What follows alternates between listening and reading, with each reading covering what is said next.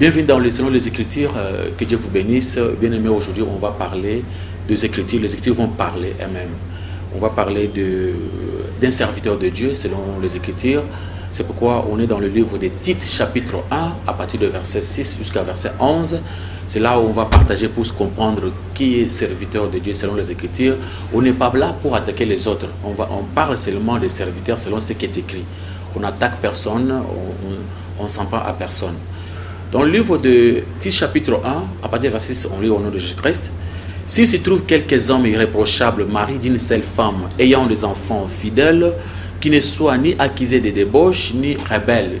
Ici, on nous présente qui, pour être un évêque, pour être un serviteur de Dieu, il faut d'abord un homme irréprochable, mari d'une seule femme.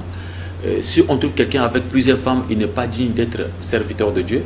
Pour être un serviteur, d'abord, il faut d'abord un homme irréprochable, mari d'une seule femme, et à savoir bien éduquer ses propres enfants. C'est ce qui est écrit dans la Bible. Le verset 7 est en train de le confirmer. Car il faut que l'évêque soit irréprochable, comme un économe de Dieu, qu'il ne soit ni arrogant, ni coléré, ni adonné au vin, ni violent, ni porté à un gain déshonnête. Il faut que l'évêque soit irréprochable. Il faut qu'un serviteur soit un homme irréprochable.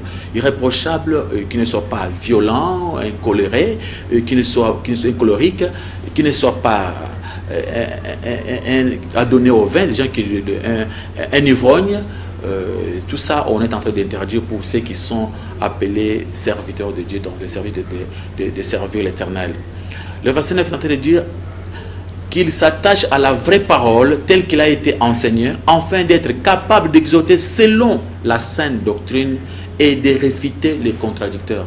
Il faut qu'un serviteur de Dieu soit capable d'être attaché à la vraie parole pour enseigner selon la sainte doctrine et de réfuter, de contredire les faux.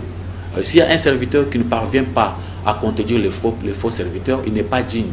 On cherche des serviteurs qui sont capables de contredire les faux, qui sont d'abord capables de comprendre la parole de Dieu et l'expliquer selon la saine doctrine.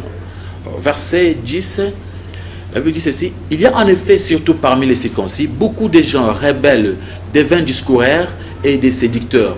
On trouve parmi les circoncis, parmi les serviteurs de Dieu, parmi les enfants de Dieu, des gens rebelles, des séducteurs, des vains, des gens qui prêchent des choses inutiles.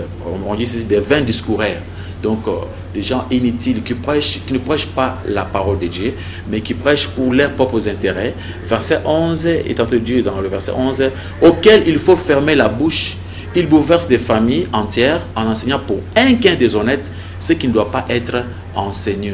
Il y a des gens comme ça qui enseignent pour gagner l'argent, qui enseignent pour leurs propres intérêts. La Bible dit qu'ils ne sont pas dignes d'être appelés serviteurs. Ce sont des gens rebelles, des vains discoureurs qui prêchent des choses qui ne sont pas écrites, qui ne sont pas bibliques. Dans le verset 16, la Bible dit ceci: ils font profession de connaître Dieu, mais ils les renient par leurs œuvres, étant abominables et rebelles, incapables d'aucune bonne œuvre. Si vous trouvez quelqu'un, un serviteur de Dieu, qui est encore dans l'impudicité, dans l'ivrognerie, il n'est pas digne d'être appelé serviteur de Dieu. La Bible dit ceci: vous connaîtrez la vérité vous affranchira.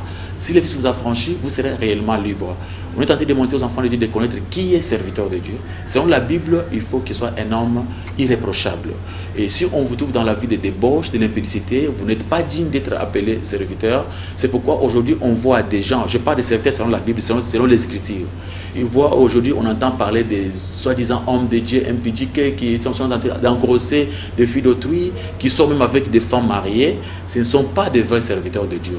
Les vrais serviteurs de Dieu, ce sont ceux qui marchent selon les Écritures, qui se conforment selon la parole de Dieu. Et la Bible est en train de souligner que si quelqu'un est incapable de diriger sa propre famille, il ne peut pas diriger l'Église de Dieu. C'est dans le livre de 1 Timothée chapitre 3, à partir du verset 4 jusqu'à verset 5.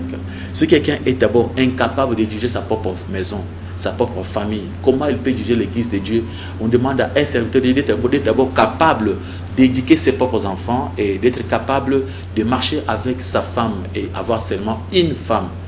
Ici, on nous montre ici qu'un homme de Dieu ne peut pas avoir plusieurs femmes.